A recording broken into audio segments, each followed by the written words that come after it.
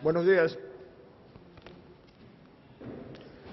Me ha comentado la funcionaria que quería que no hay ningún problema en que suban a estrado. Lo que pasa es que solo podrá intervenir uno de ustedes, el que prefiera.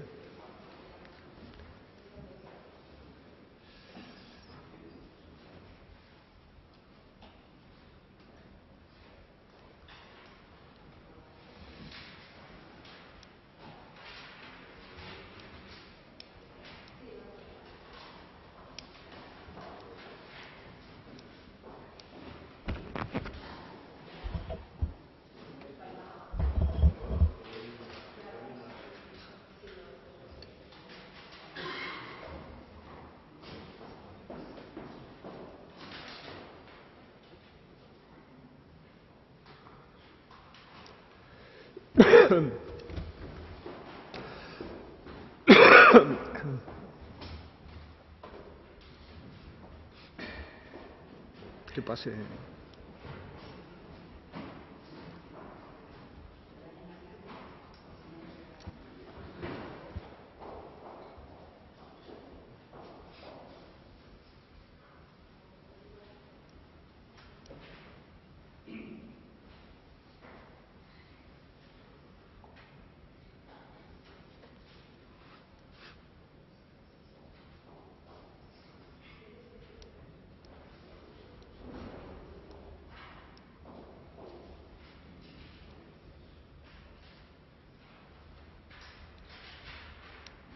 Buenos días.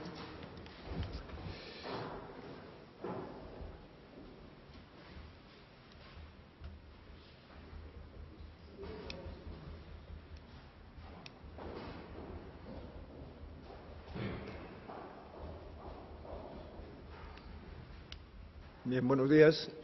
Vamos a dar comienzo a la comparecencia prevista para el día de hoy, que, como todos sabemos, es la contemplada en el artículo 505 de la Ley de Enjuiciamiento Criminal y tiene por objeto determinar el mantenimiento o la modificación de las medidas cautelares acordadas en la causa especial 20.775/2020 con relación al ya acusado don José Luis Ábalos Meco. Tiene a estos efectos la palabra el Ministerio Fiscal.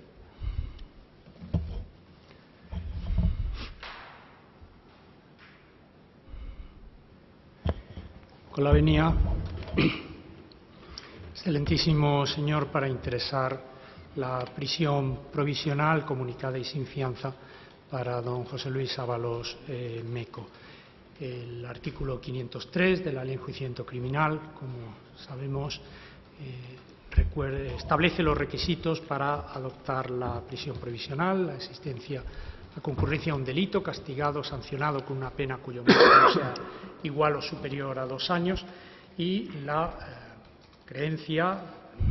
existencia de motivo bastante para creer responsable criminalmente de este delito o de estos delitos a la persona contra la que se solicita esta medida.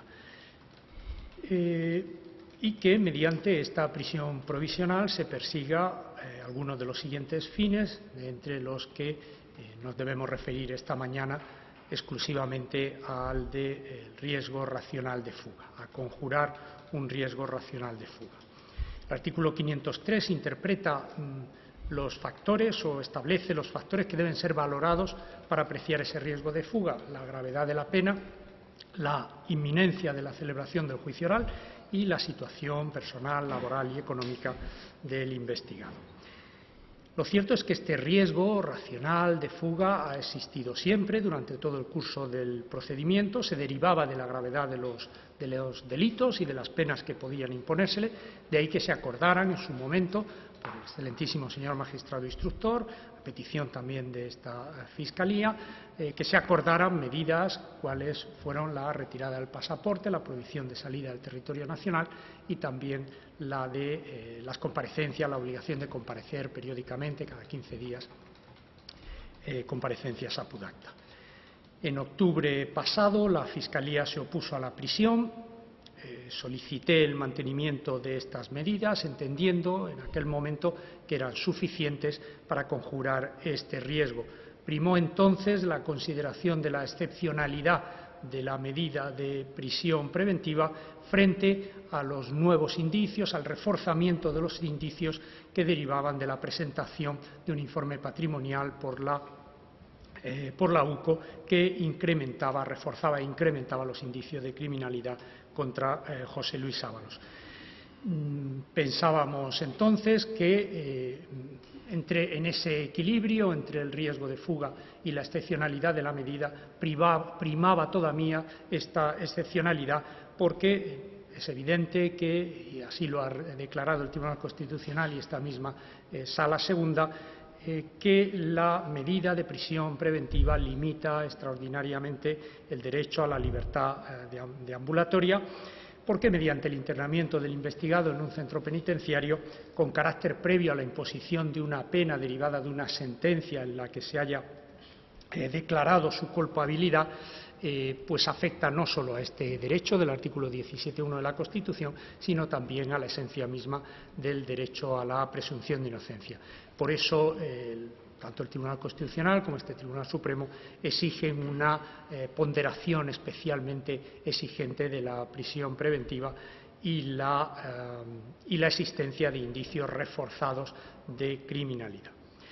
Bien, entendemos que nos encontramos hoy ante un escenario nuevo, el de un acusado a penas muy graves por varios delitos que presentan un soporte indiciario muy sólido.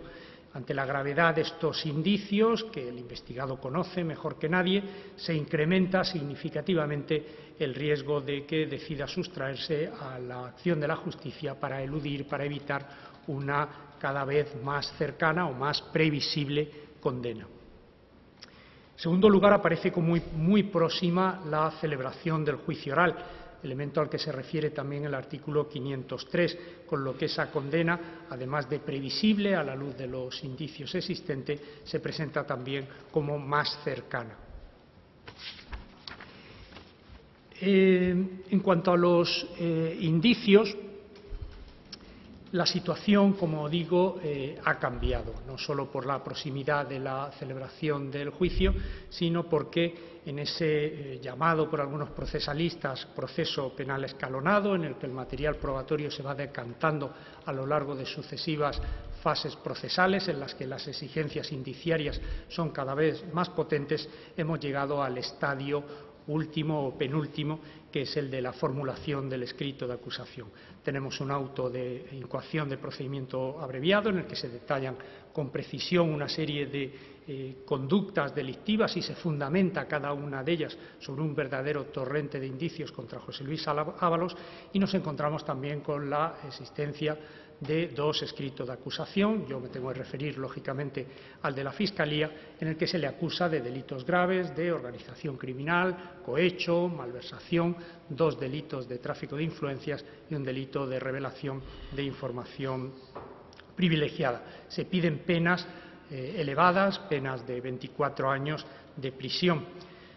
Pero pensemos que, aunque se impusieran las penas por estos graves delitos en su grado mínimo, en la mínima que permite el Código Penal, y no parece razonable a la vista de la reiteración y de la gravedad de estas conductas, las penas mínimas por estos delitos de que se acusa serían de 12,5 años, 12 años y medio, y eso hablando solo de las penas de prisión.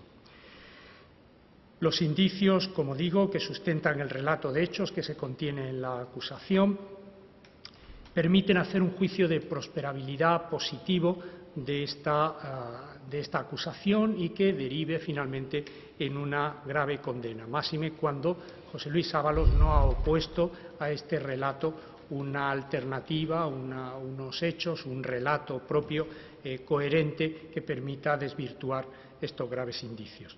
Pensemos, además, que sobre José Luis Ábalos pesa también una pieza abierta de investigación, la pieza separada número 2 de este procedimiento, en el que se investiga la ilícita adjudicación de obra pública a cambio de precio, en la que, como digo, José Luis Ábalos también adquiriría o habría adquirido un importante protagonismo. Sí quiero matizar y sí quiero aclarar que cuando hablo de indicios y hablo de indicios sólidos de criminalidad, no estoy pensando solo en las declaraciones o en la versión que de los hechos ha aportado otro de los coacusados, Víctor de Aldama. Es legítimo y comprensible por parte de la defensa, por un lado, intentar desacreditar su testimonio y, por otro, establecer un elemento comparativo en cuanto a la petición de pena que se dirige contra uno y otro acusado. Respecto al primer elemento, en cuanto a la credibilidad de sus declaraciones, tenemos que decir que la acusación se fundamenta fundamentalmente en indicios que sí, que han venido a corroborar la versión inicialmente dada por Víctor de Aldama, pero que la acusación que pesa sobre José Luis Ábalos no pende en absoluto o en exclusiva, desde luego, del testimonio de Víctor de Aldama o de su credibilidad. Y, como digo, en todos y cada uno de los delitos de los que se acusa a José Luis Ábalos se ve reforzado por otros elementos indiciarios tanto más poderosos que la mera declaración de un coacusado. Se describe con precisión en el auto de incoación de PA del pasado 3 de noviembre y se dedica también un apartado, el apartado 9, en nuestro escrito de acusación. En cuanto a la distinción entre las penas de uno y otro, pues parece también evidente. A Víctor de Aldama se le atribuyen un número de delitos inferior al de José Luis Ábalos y también al de Koldo García. Nada tiene que ver Víctor de Aldama con los delitos de tráfico de influencias, con la malversación o con la divulgación de información privilegiada, y en coherencia con eso, lógicamente, su umbral penológico es inferior, como también parece evidente la existencia al menos de una atenuante en función de la confesión realizada, no solo incriminatoria para José Luis Ábalos y Koldo García, sino también autoincriminatoria de sus propias conductas delictivas, concretamente del delito de cohecho y del de organización criminal.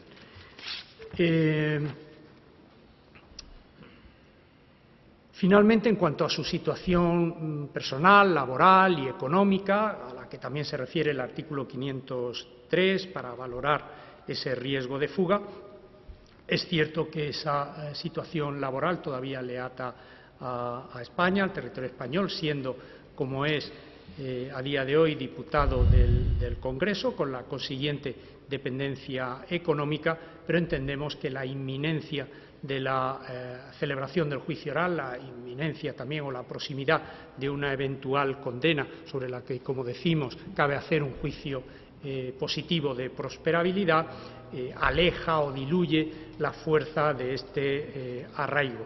Por otra parte, existen también, cierto que no con una solidez excesiva, indicios de posibles fuentes de financiación de José Luis Ábalos en el extranjero que gestionaría su hijo Víctor Ábalos. Para terminar, una última referencia a su condición de diputado en el Congreso. Me importa destacar que la condición de representante político integrado en un poder del Estado no puede blindar al acusado frente a una investigación penal y tampoco frente a la adopción de medidas cautelares penales. Más allá del indiscutible privilegio procesal que representa el aforamiento, la necesidad de pedir suplicatorio para iniciar una investigación contra el aforado, que le coloca sin duda y le ha colocado a José Luis Ábalos en una posición de ventaja en relación con el resto de investigados, pues eludió en el momento procesal en el que unas determinadas medidas hubieran sido eficaces estas medidas que sí soportaron el resto de los acusados, pero más allá de este aforamiento, de esta situación de aforamiento y la trascendencia que tiene, que ha tenido en relación con la investigación que se ha dirigido contra él, ningún otro privilegio puede deducirse de su condición política. La pertenencia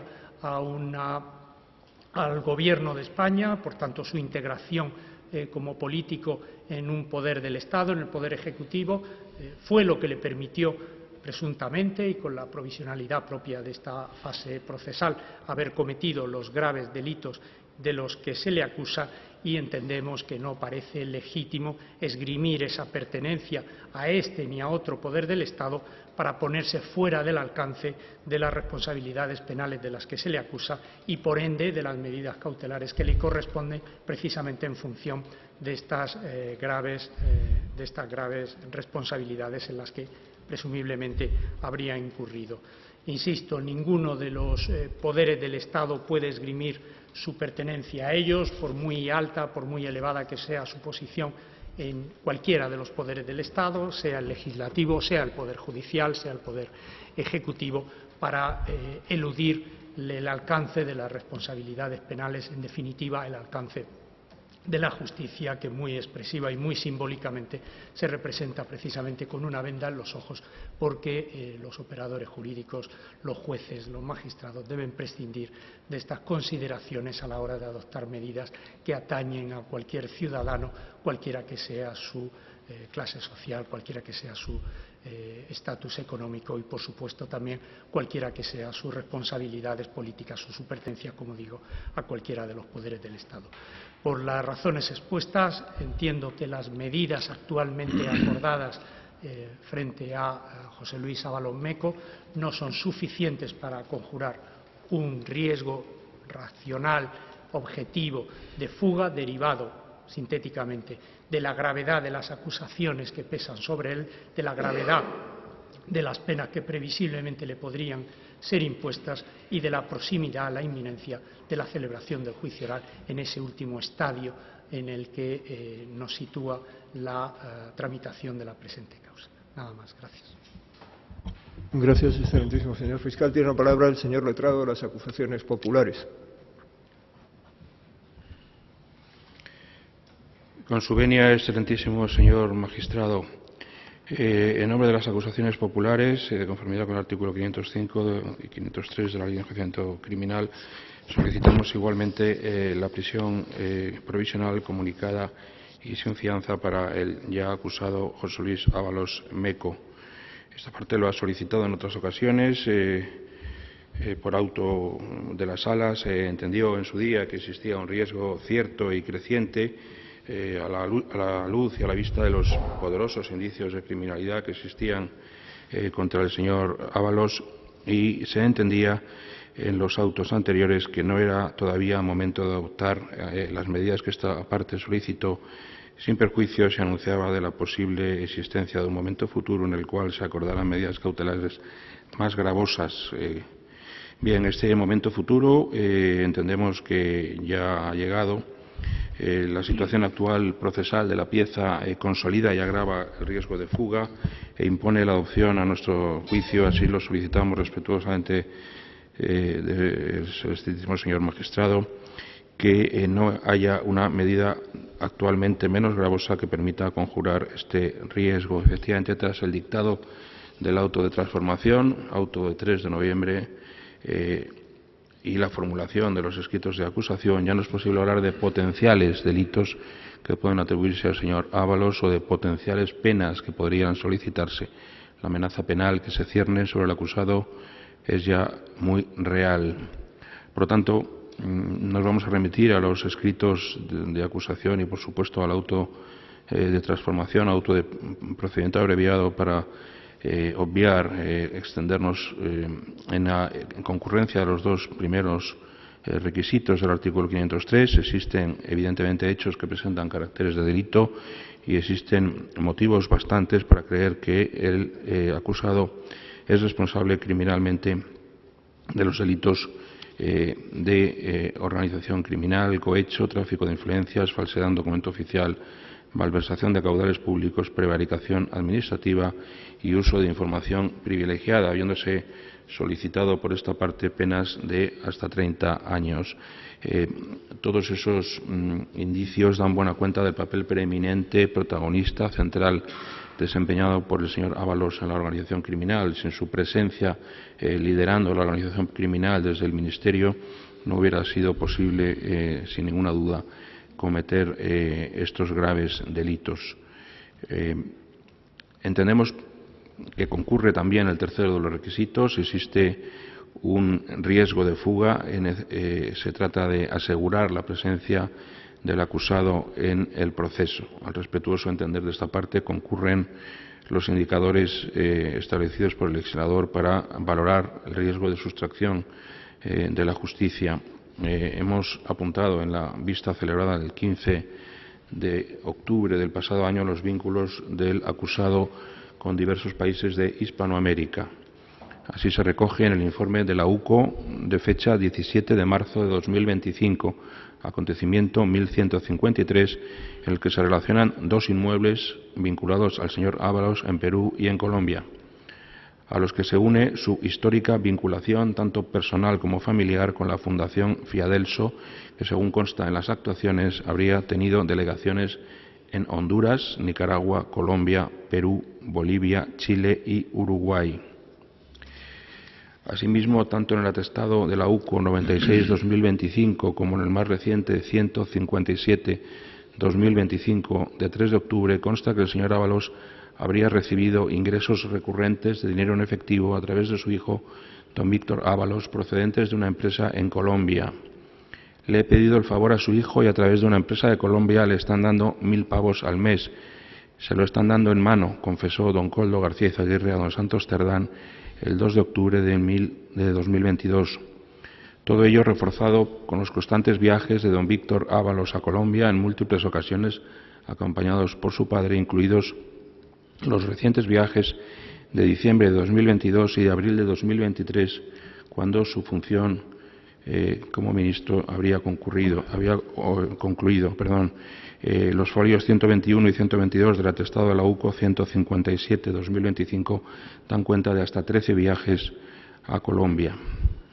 Bien, el citado también atestado de la UCO 157-2025 ya da buena cuenta de la dimensión económico-patrimonial de las múltiples formas de corrupción practicadas por el señor Ábalos, sin que hasta la fecha se haya dado con el paradero del suculento botín. El señor Ábalos se lucró a través de los distintos delitos que indiciariamente se le atribuyen, habiendo quedado acreditado que disponía de grandes cantidades de dinero cuyo paradero en España o en el extranjero todavía se encuentra pendiente de determinación.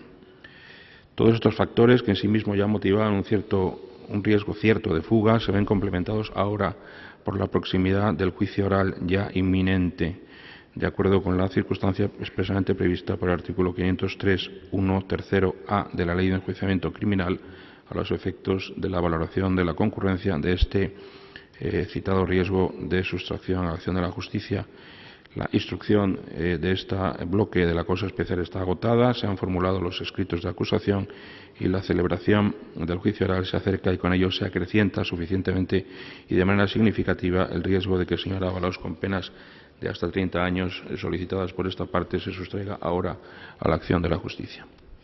En definitiva, entendemos respetuosamente que el aseguramiento de la presencia del señor Ábalos en el inminente juicio oral exige la modificación hoy de su situación personal y la adopción de la medida de prisión provisional comunicada y sin fianza, más acorde con las circunstancias actuales y la única que puede conjurar eficazmente el riesgo de fuga, y eso es lo que respetuosamente solicitamos a la Sala. Muchas gracias. Gracias, señor letrado. Señor letrado de la defensa del señor Ábalos tiene la palabra. Su venia, excelentísimo señor, con carácter previo queríamos aportar una documental en relación al arraigo en territorio español. Es un original. En relación al arraigo en territorio español, es original, con lo cual rogaríamos se nos devolviese una vez testimoniado. ¿En qué consiste la documentación? Es la sentencia de divorcio en la que se reconoce un régimen de visitas con respecto a un hijo menor, además en el convenio regulador. Un segundo, por favor.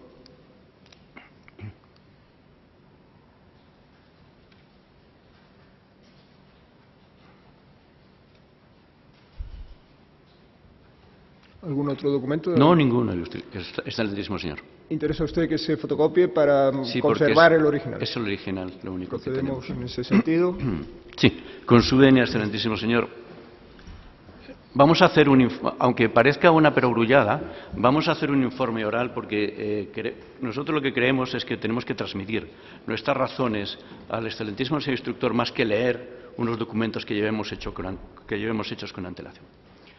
Y claro, aquí nos encontramos ante algo que para mí me resulta chocante procesalmente. Estamos ante una profecía autocumplida. Esto es, cuando alguien señala su escrito de acusación o lo enarbola furiosamente diciendo hemos pedido 30 años o hemos pedido 24 años y fíjese, créame usted a mí, porque fíjese la gran cantidad de penas que estamos pidiendo que hace que, gracias a nosotros, haya un riesgo de fuga, es que se está provocando esa incertidumbre diciendo hay riesgo de fuga porque yo he pedido 30 años de prisión. Y miren, todos sabemos la doctrina constitucional, es decir, no es necesario ni reiterar aquí las sentencias. Y es cierto que precisamente hay una sentencia del Tribunal Constitucional que hace precisa referencia a el paso del tiempo. El paso del tiempo, y además dice, en un sentido ambivalente. Por un lado, que pueden consolidar los indicios, por otro lado, se pueden desvanecer. La conocemos, la conoce todo el mundo. Pero por otro lado, tanto en esta como aquella otra que hace referencia al comienzo de la instrucción, fíjese, dice, el comienzo de la instrucción es la 128-95. Es el único momento en el que se pueden desconocer las circunstancias personales, pero en todo el resto es preciso atener a las circunstancias personales. Y, aun a riesgo de ser asistemático, tenemos que hacer una puntuación con respecto a lo que hemos oído aquí esta mañana. Y es, no se ha ofrecido una versión alternativa. Error. Está en nuestro escrito de recurso frente al auto de procedimiento abreviado, en el que nos cuidamos muy mucho, en su punto 10º, de establecer una versión alternativa. Y esa versión alternativa es precisamente, ni siquiera es nuestra, pero la quisimos coger porque revela muy bien lo que era el criterio de esta excelentísima sala hasta hace muy poco tiempo. Era un relato de hechos de un auto de inadmisión de querella del excelentísimo señor magistrado Saavedra. Y ahí está el relato alternativo. Y en cuanto al fumus boni iuris, con independencia de lo que acabamos de decir de la profecía autocumplida, tenemos que decir que aquí fundamentalmente lo que hay son dos cosas. Uno, el atestado que hace referencia a la situación patrimonial.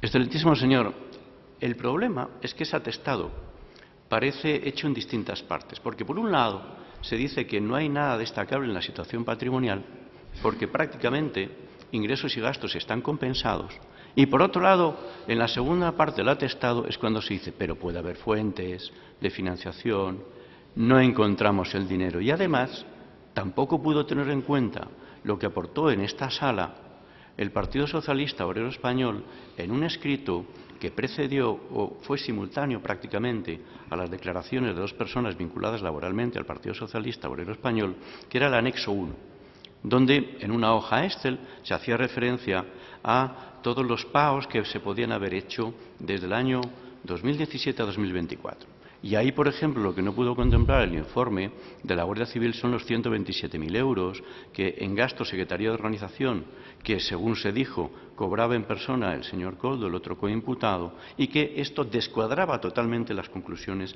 que podía haber alcanzado el informe del agua. Y luego, segundo, y fundamentalmente, las declaraciones del pentito, del coimputado señor Aldama, del acusado señor Aldama. Fíjense, excelentísimo señor, es doctrina tradicional de este tribunal la que sostiene que es una prueba esencialmente sospechosa. Pero es que además, no solo por el afán de tener un beneficio respecto a un acuerdo cuyos términos no conocemos, sino que además, en ese afán de digamos, colaborar desmedido y sin que nadie se lo pida, incurre en sustanciales mentiras. Por ejemplo, la referente a una compra de un bajo en Valencia, en que se aporta a esta excelentísima sala, que hasta se dio cuenta y dijo, no, lo tenemos como adjunto y ya está. Y era un correo electrónico de fecha 3 de abril diciendo que había intervenido el señor Aldama en un contrato cuyas arras se habían firmado el mes de marzo, el 20 de marzo, y en el que no había tenido real intervención. Eso es el nivel del coimputado. Ese es el nivel de prueba. Se hace referencia a pagos. Miren, excelentísimo señor, pero ¿dónde están los pagos?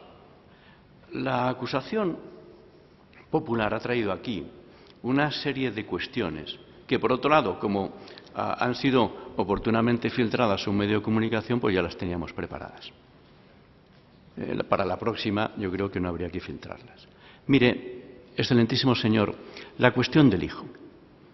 Es que, y lo tiene la UCO, porque estaba en la vivienda de nuestro defendido, tiene el contrato de préstamo suscitado entre el padre y el hijo y elevado a público, que es el origen de todas las transferencias que hay del hijo al padre. Pero es que además la famosa fundación hace muchos años que nuestro representado no forma parte de ella. Y luego los viajes, es que aquí a base se copia y se lee de manera acrítica, que es lo peor que se puede hacer en una sala de vistas, y menos en el Tribunal Supremo, que son los viajes que hacía el hijo para traer dinero. Pues si esto fuera así, excelentísimo señor, habría que haber imputado al hijo. Y con buen criterio, excelentísimo señor, no lo ha hecho. Con lo cual, todo se cae por su base, salvo que queramos que la investigación, la prueba y la condena dependan de una unidad policial y todos nos limitamos a copiar lo que dicen, pegarlo y trasladarlo a un escrito de acusación, que es lo que parece. Pero además, junto a la gravedad de los delitos, las penas, fíjense, hasta tal punto no es coherente, excelentísimo señor, esa argumentación. Y yo ya sé perfectamente, porque llevamos bastantes años en esto, que no puedo decir, es que en otro procedimiento ha sucedido otra cosa. Pero es que en otro procedimiento de esta misma Fiscalía actuante, con penas infinitamente más graves, y que se está celebrando ahora mismo en la Audiencia Nacional, con penas infinitamente más graves, están todos en libertad. Y únicamente uno de ellos estuvo un tiempo corto en prisión. ¿Se ha fugado alguno? No se ha fugado nadie. Porque, y fíjense, nosotros también hemos hecho escritos de acusación. Y jamás se nos ha ocurrido, salvo en supuestos de terrorismo, pedir una comparecencia del 505 simplemente porque nuestras peticiones eran elevadas. Dicho sea de paso, hacíamos peticiones elevadas, muy elevadas siempre. Pero eso no es justificación. No es justificación cuando se olvida, porque apenas se pasa por encima. Es curioso, y es lo que dice el Tribunal Constitucional, no se olviden las circunstancias personales. No teníamos que hacer referencia a la prueba del trabajo de mi defendido, porque es un hecho notorio que está exento de prueba. Pero sí con respecto a algo que a una persona, sobre todo, no sé la situación de cada uno, pero todos los que tenemos hijos, no estamos dispuestos a abandonar el país, olvidándonos de ellos, sobre todo si son hijos menores con los cuales tenemos un régimen de visitas. Eso, a una persona que ha vivido toda su vida en España, que no ha salido, salvo excepcionalmente, a otro país, pues pesa mucho, muchísimo. El lugar de residencia es público y notorio, y no tiene dónde irse. Y se nos dice, no, pero es que aparte de el dinero que pueda tener los intereses económicos, que esto es un supuesto imaginativo, como todo lo imaginativo que hay en los informes de la fuerza actuante, ¿dónde está? Y si nosotros echamos un poquito de imaginación aderezado con un discurso brillante, pues entonces digamos, todo el mundo va a ir a prisión. Pero tenemos que tener un mínimo indicio de lo que se afirma. Y de ese dinero no existe dato alguno. Dice, es que tiene una casa. Y gracias por adelantarnos la cuestión de la casa. Casa en Perú y Colombia. Pues qué casualidad, excelentísimo señor. Y de esto sabemos un rato. Países con los cuales el Reino de España tiene tratado de extradición. Y que están extraditando perfectamente a los españoles que allí se puedan refugiar. Nosotros estamos especializados en eso y lo sabemos perfectamente. Eso no es lugar donde irse, por más que uno tenga casa. Y fíjense, el mundo se ha hecho muy pequeño para las personas que se quieran fugar, pero muy pequeño. Les voy a poner un ejemplo que puede resultar anecdótico, pero que no lo es. ¿Se acuerda, excelentísimo señor, de don Luis Roldán, que en paz descanse? Se fue a Laos, país que ni siquiera tiene tratado de extradición con el Reino de España. Pues sobre la base del principio de reciprocidad, recogido en el artículo 13 de la Constitución, vino extraditado al Reino de España. ¿Dónde se va a ir este señor? ¿A qué país? Es que ni siquiera eso que salía en las películas de me voy a Brasil porque no tiene tratado de extradición, me voy a Aruba. No, principio de reciprocidad, compromiso de la siguiente reclamación del otro país, la vamos a atender. No tiene ningún sitio donde irse salvo el territorio español. Y estos son hechos absolutamente concretos. Además, la propia dinámica de esta comparecencia hace inviable apreciar un riesgo de fuga. Todos conocemos el 539, párrafo cuarto de la Ley de Enjuiciamiento Criminal. Si de verdad, excelentísimo señor, usted hubiera apreciado el riesgo de fuga, y esto lo hemos hecho en algunas ocasiones también, en un pasado no tan antiguo, hubiera acordado la detención e inmediatamente en las 72 horas una comparecencia del 505. Y esto no se ha hecho. Esto no se ha hecho. Y es absolutamente revelador. Revelador de que, en el fondo, no se aprecia riesgo de fuga, porque si no, la detención puede preceder a la comparecencia. Y dos, 7 días, ¿de verdad? 7 días naturales, y en esos 7 días no podía haberse fugado mi representado. Por supuesto que sí, si hubiera querido, y no lo ha hecho. ¿Dónde está el riesgo de fuga? Salvo que estemos ante una profecía autocumplida. Vamos a tirar todo el Código Penal encima, en un escrito de acusación, vamos a tirar todas las penas encima en un escrito de acusación y vamos a decir a continuación, hay mucho riesgo de fuga. Pues a pesar de eso ha comparecido. A pesar de eso ha comparecido. Hay, además, algo que se ha tocado de referencia, pero de una forma bastante errónea. Si yo no discuto que seamos todos ante la ley iguales, salvo los que gozan del privilegio de la inviolabilidad. Eso no se pone en discusión. Es evidente, excelentísimo señor. Es una de las bases esenciales del Estado de Derecho.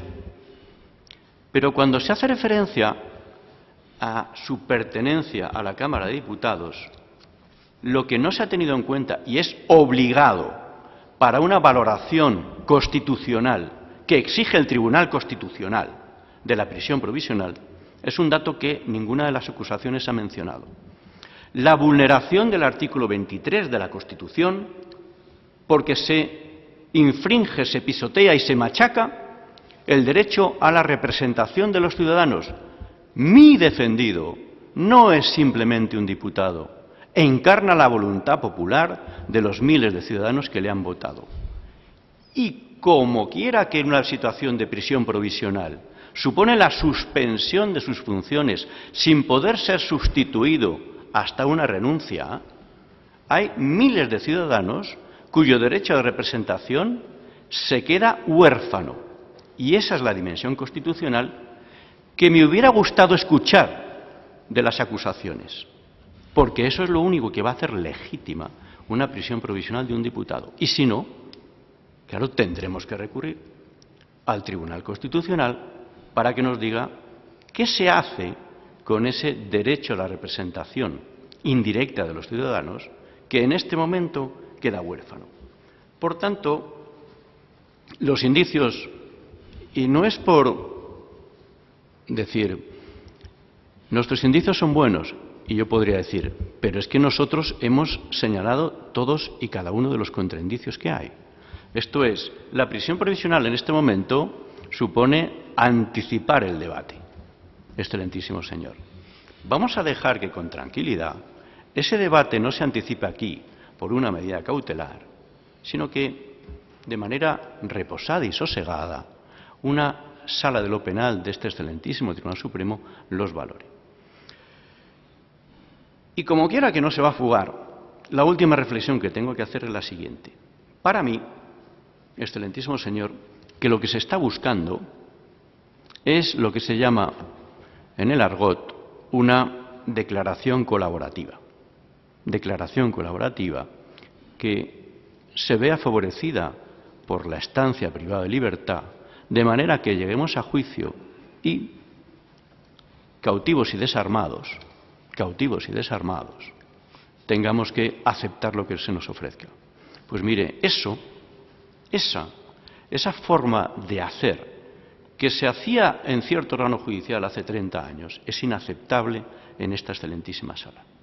Los fines de la prisión provisional, por mucho que se intente vestir el muñeco de otra forma, no son las declaraciones colaborativas. Eso es una práctica profundamente deleznable. Con lo cual nosotros nos oponemos a la prisión provisional solicitada por las acusaciones. El excelentísimo señor, nada más. Muchas gracias. Señora Balosmeco, ¿quiere usted añadir algo más que no sea lo que ya ha expresado su letrado? Pues sí, me da la oportunidad, señoría. Excelentísimo señor, porque no es verdad que yo no haya establecido ni declaración, ni un discurso alternativo, ni haya aportado pruebas desde el inicio. Su señoría tiene que saber que yo he presentado muchísima documentación, a veces incluso adelantándome ya a algunas de las insinuaciones. Lamento que no haya sido considerado por las acusaciones en este caso, porque se llega incluso a decir que yo tengo un inmueble en Colombia cuando la propia unidad investigadora y usted mismo, excelentísimo señor, asumió ese error de los investigadores. Lamento que ese error vuelva a incorporarse. Quiere decir que ese esfuerzo que he hecho en generar efectivamente un relato que pudiera contradecir todo esto ha sido baldío, con lo cual me encuentro en una situación de juicio preventivo, con una pena anticipada, cuando ni siquiera se han cruzado la información. Tienen toda la información sobre mi persona. A estas alturas, y después de un procedimiento tan largo, la tienen toda. Saben cómo vivo, qué gano, cómo gasto, absolutamente todo. Se conoce todo de mi vida. Si yo hubiera querido fugarme, he tenido muchísimas oportunidades para ello. Pero, señoría, usted sabe que no le he pedido un solo permiso para salir de España, ni para disfrutar de unas vacaciones con mis hijos, a los que se las he negado, precisamente para no tener que pedir ningún permiso. Estoy todas las semanas en el Congreso de los Diputados claramente identificable. Y cuando no, vivo en la práctica un arresto domiciliario en casa, donde no salgo, porque tengo presencia mediática día y noche, con una actuación que parece parapolicial, de vigilancia. No tengo dónde ir, no tengo segunda residencia, ni siquiera en España. ¿Cómo la voy a tener en el extranjero? Y la solución es una fuente de mi hijo. Pero si mi hijo no tiene ni trabajo, ¿cómo va a proporcionarme a mí nada? Si al final soy yo el único que queda para mantener, incluso a hijos que se habían emancipado, y que lamentablemente por esta situación tengo que volver a hacerme cargo, como también del hijo menor del que le he pasado, al que tengo que pagarle pensión, tengo que cumplir, no solamente visitarlo, sino atenderlo. Pero sobre todo, yo he evidenciado que estoy aquí, después de esta semana en la que se me ha dicho claramente que iba a prisión. He tenido la oportunidad de irme, pero estoy aquí.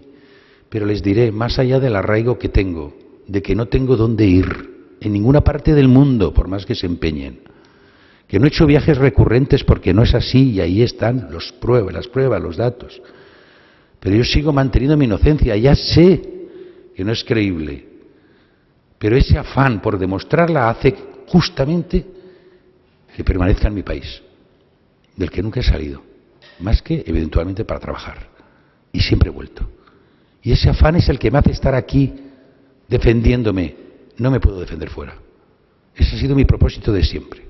Entonces, si se me quiere plantear algún escarmiento, alguna pena anticipada antes de que efectivamente se ponderen todos esos indicios y se conviertan en pruebas y tenga una sentencia justa.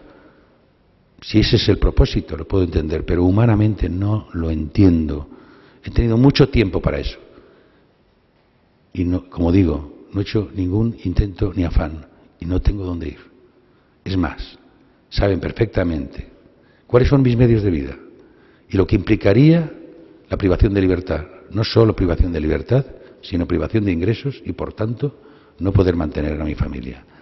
Eso de modo preventivo, insisto, porque si efectivamente hay una sentencia y una sanción justa y en derecho, pues uno la tiene que asumir, pero de modo preventivo y en estas fechas,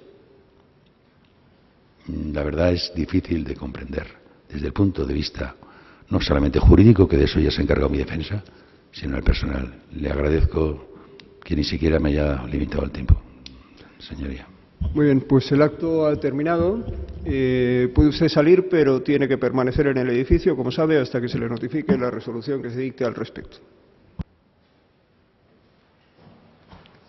A las 12:30, previsiblemente, reanudaremos la comparecencia con el acusado don Koldo García Izaguirre.